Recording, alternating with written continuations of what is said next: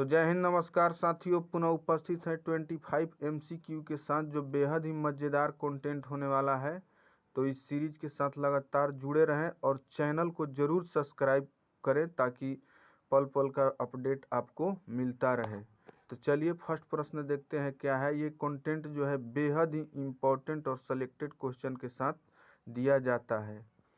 एक पेटा बराबर कितना होता है? तो 10 के पावर माइनस 15 होता है। कितना होता है? 10 के पावर माइनस 15 होता है। आप इसको याद रखेंगे, यहाँ माइनस है, ठीक है। चलिए आगे बढ़ते हैं। आगे क्या है? आगे अभी केंद्रीय बल का फॉर्मूला क्या होता है? तो mv²/r।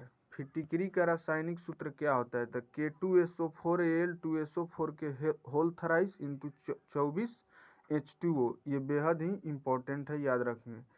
ताइवान के संसद का नाम क्या है? तो युआन। स्वतंत्र यूरोपीय मुद्रा संस्थान की स्थापना कब हुआ था? तो 1994। नाटो का सर्वोच्च अंग क्या है? तो परिषद। नाटो का सर्वोच्च अंग परिषद है। नाटो का सर्वोच्च अंग परिषद है। क्या है? परिषद है। और नाटो में सदस्य देशों की संख्या कितनी है? तो वर्तमान में 31 हो गया है। 31 हो गया है। इसका स्थापना 1949 को हुआ था। और इसका अन्य भी अंग है, जैसे परिषद तो हो गया सर्वोच्च अंग, सैनिक समिति, प्रतिरक्षा समिति और भी हैं। तो नाटो का ये सर्वोच्च अंग जो है बेहद ही इम्पोर्टेंट बन जाता है। राष्ट्रीय सांख्यिकी दिवस की तिथि को मनाया जाता है 29 जून को। किसके जन्म दिवस पर? पीसी महानुबोलिस। नौसेना के सर्वोच्च पद का नाम क्या है? तो नौसेना के सर्वोच्च पद का नाम एडमिरल है। एकता और अनुशासन आदर्श वाक है किसका? एनसीसी का, नेशनल कैडेट कोर, जिसका स्थापना 1948 में हुआ था। ओरछा एवं ग्वालियर यूनेस्को की सूची में कब शामिल हुआ? तो ओरछा एवं ग्वालियर जो है यूनेस्को की सूची में शामिल हुआ था 2020 में। आज किस जिला में है? मध्य प्रदेश में। प्रत्येक नोबेल पुरस्कार में अधिकतम कितने लोग हो सकते हैं या कितने लोगों को वितरित किया जा सकता है? तो 3 को। सबसे बड़ा तारामंडल सेंट्रोस, जिसमें 94 तारे हैं। जिहाद का नारा बाबर ने कब दिया था? किस युद्ध में? तो खानवा युद्ध में। बेहद ही इम्पोर्टेंट बन जाता है। कब हुआ था? तो 1527 को, बाबर और राणा सांगा के बीच। इसी युद्ध को जीतने के बाद बाबर ने गाजी का उपाधि धारण किया था। गाजी का उपाधि धारण किया था। तो आप इसको अच्छी तरह याद रखेंगे, बेहद ही इम्पोर्टेंट है।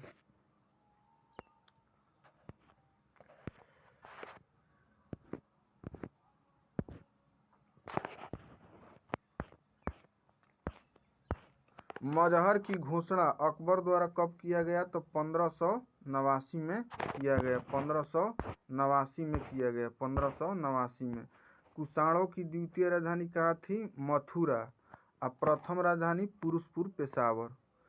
संगम काल में मलवर क्या था? तो संगम काल में मलवर जो था वो लूटपाट करने वाली जाति थी। लूटपाट करने वाली जाति थी मलवर।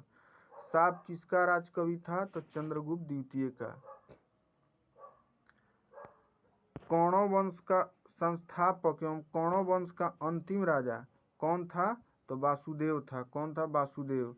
जैसे एक घर में एक दो अलग अलग घर में एक ही नाम के आदमी हो जाते हैं, इसीलिए ये नाम जो है एक ही है, इसलिए इसको सजा के लिख दिया गया है, कन्फ्यूजन ना हो।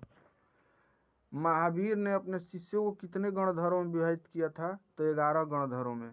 जैन धर्म के 16वें तीर्थंकर कौन थे? तो शांति, स से शांति या स से 16वें। इनका प्रतीक चिन्ह जो था हिरण था। ऋग वैदिक कालीन देवता मरुत किस चीज से संबंधित थे? तो मरुत का संबंध जो था वो आंधी तूफान के देवता थे। किस वेद में बलिदान विधि का वर्णन है? तो यजुर्वेद में। यजुर्वेद में यज्ञ के नियम का भी विधि विधान यजुर्वेद में ही है। लैगून क्या है? तो लैगून पवन द्वारा निर्मित स्थलाकृति है, जबकि लैगून झील समुद्री तरंग द्वारा। उत्पत्ति के अनुसार पर्वत कितने प्रकार के होते हैं? तो 4 प्रकार के होते हैं। संसद के वेतन और भत्ते किस अनुच्छेद में है? तो संसद के वेतन और भत्ते अनुच्छेद 106 में है। उम्मीद करते हैं ये समझ में आ गया होगा। ये भी इम्पोर्टेंट है, लैगून और लैगून झील बार बार परीक्षा में पूछा जाता है, VVI, इसलिए कंफ्यूजन दूर करके यहाँ दिया गया है।